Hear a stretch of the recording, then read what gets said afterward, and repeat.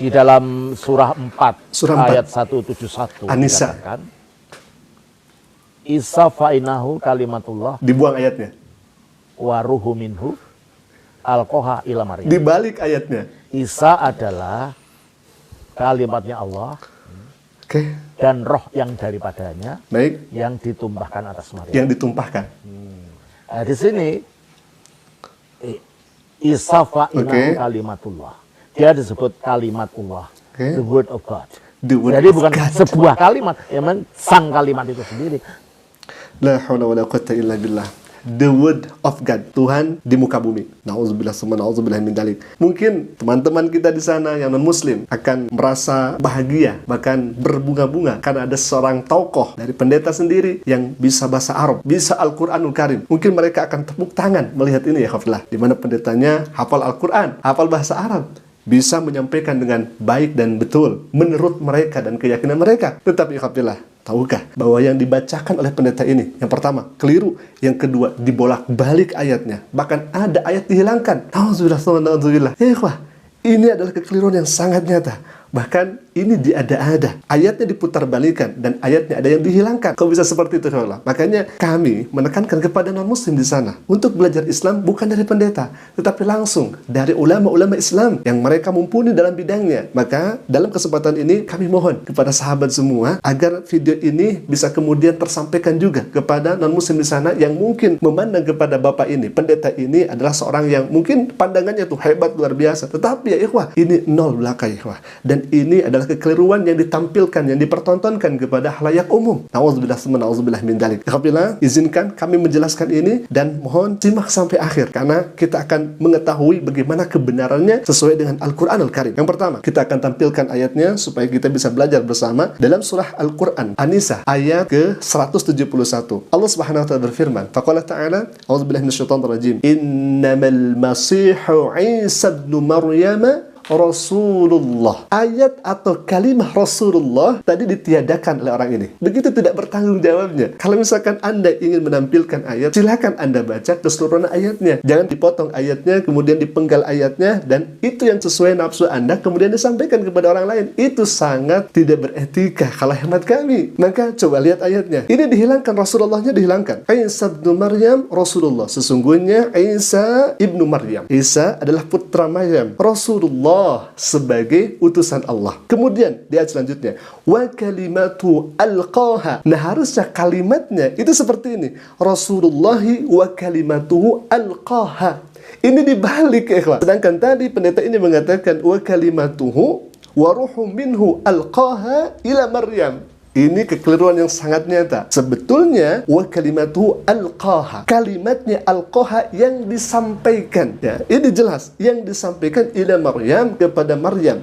Kalimat di sini apa sih? Ini firman Allah Subhanahu wa taala yang disampaikan kepada Maryam. Nanti di ayat lain akan dijelaskan dengan secara terperinci ya.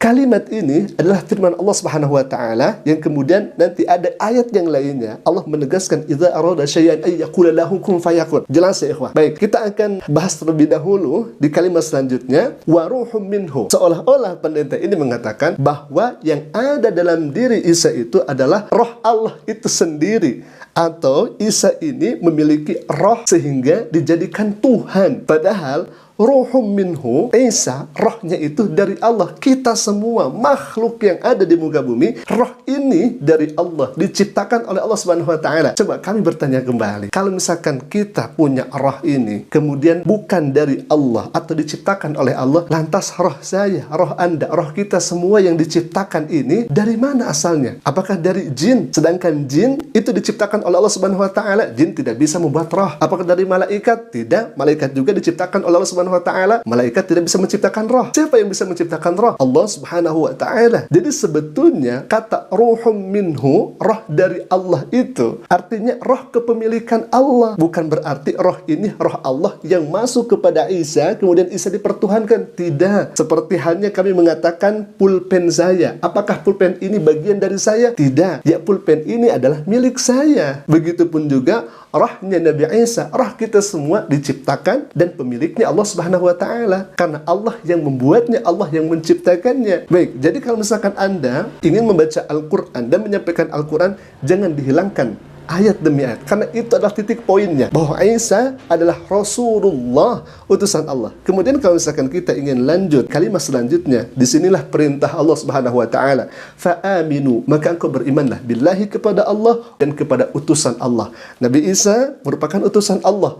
Engkau beriman kepada Allah dan kepada utusannya. Ini sudah sangat jelas ya ikhwah. Tetapi kenapa Anda tidak mau menampilkan ini? Apakah Anda takut menerima kebenaran daripada Al-Quranul Karim, sehingga kemudian dihilangkan ayat demi ayat, kalimah demi kalimah, atau dibolak-balik ayat tersebut? Padahal maknanya sejatinya, kalau misalkan kita melihat ayat yang sesungguhnya, kita akan bisa memahami dengan syamil dan kamil, menyeluruh dan sempurna.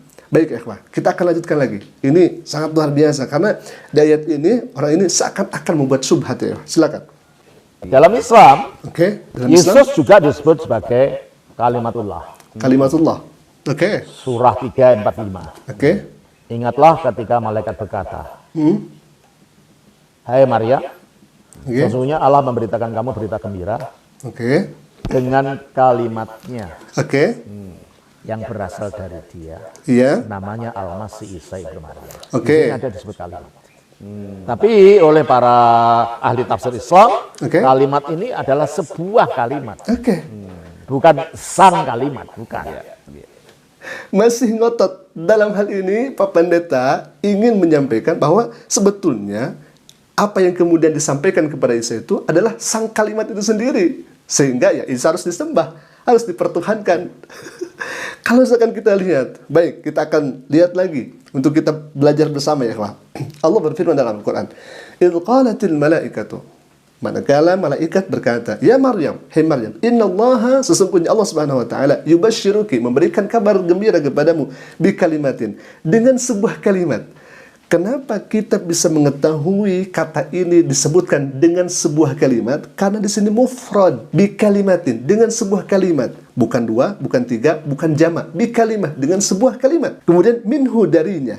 Kalimat itu jelas datang daripada Allah Subhanahu wa taala. Al-Masihu Isa ibnu Maryam. Maka Al-Masih itu diberi nama Isa ibnu Maryam. Nah, ikhwatillah, sekali lagi, kita mengetahui sebuah kalimat, sudah betul para ulama tafsir menafsirkan ayat ini dengan kata sebuah kalimat, karena memang konteks ayatnya para mutarjim, para terjemah itu menerjemahkan dengan sangat benar, karena konteks ayatnya bi kalimatin, ya satu, sebuah kalimat. Firman Allah itu tidak terbatas ya ikhwah.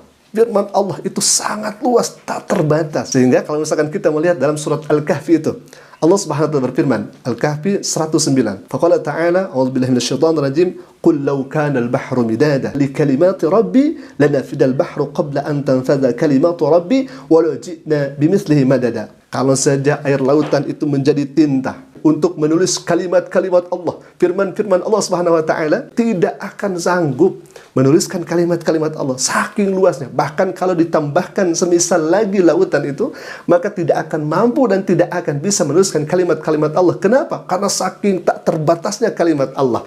Nah, yang disampaikan kepada Isa bi kalimatin adalah sebuah kalimat, sedangkan firman Allah bi kalimat, artinya di sana jamak dan tidak terhitung ya ikhwah. Mana yang disampaikan kalimat itu kepada Nabi Isa alaihissalam? Idza arada syai'an ay yaqula lahu kun fayakun. Nah, kalimat kun inilah yang kemudian firman Allah yang dinyatakan kepada Nabi Isa alaihissalam, bahwa Maryam akan mengandung seorang putra yang bernama Isa alaihissalam sebagai utusan Allah.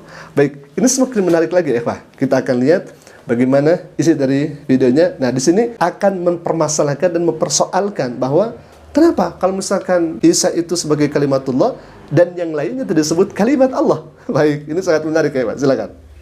Bukankah kalau begitu semua manusia dijadikan oleh kalimat kun fayakun? Jadilah maka jadi. Kenapa tidak semua disebut kalimatullah juga? Baik.